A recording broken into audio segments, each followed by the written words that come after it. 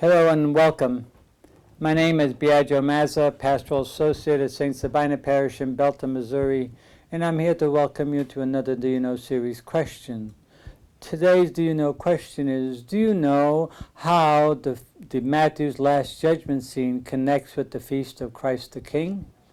In order to understand this, it's important to remember that the last Sunday of the liturgical year, the 34th Sunday of the year, is also known as the feast of our Lord Jesus Christ, King of the universe. And this feast was established by Pius XI in the year 1925 in order to counter the misunderstanding of what a king is. The typical worldly concept of a king is one who lords it over others. And Pius XI wanted to stress the fact that our understanding of Christ as King is not one who lords it over people, but one who's there to be of service to others. So kingship is not connected with lordship over others, but kingship is connected with service of others. And so every lectionary year, we celebrate on the 34th Sunday the Feast of Christ the King. And the readings for those lectionary year are connected with a different aspect of Christ as King, Christ as King who serves.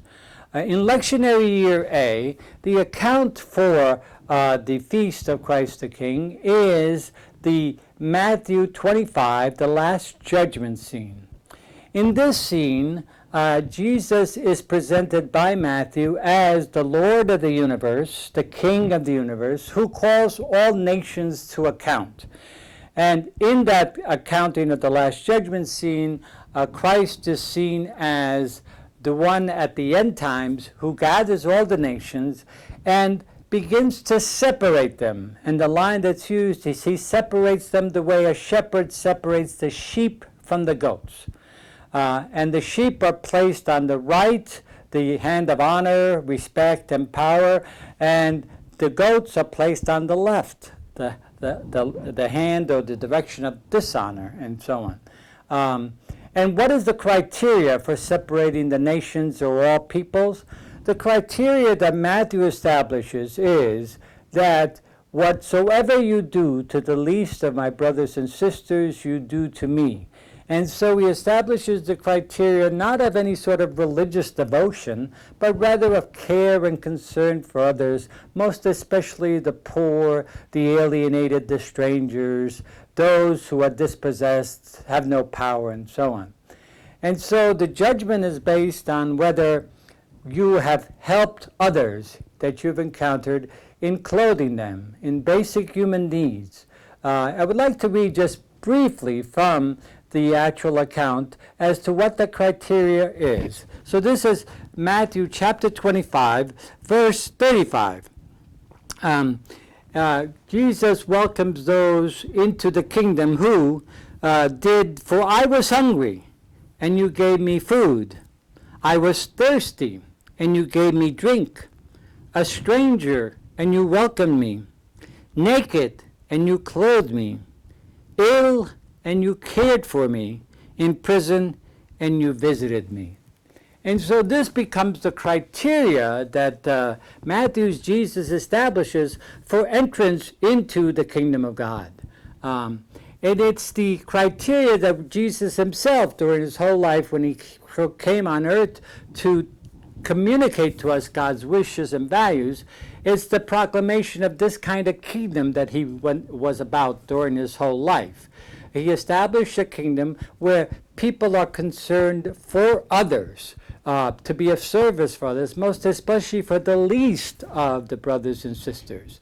And so our judgment is going to be based on whether we have been of service to others, especially people in need, especially people who are poor, dispossessed, or strangers, or sick, or in prison, and so on.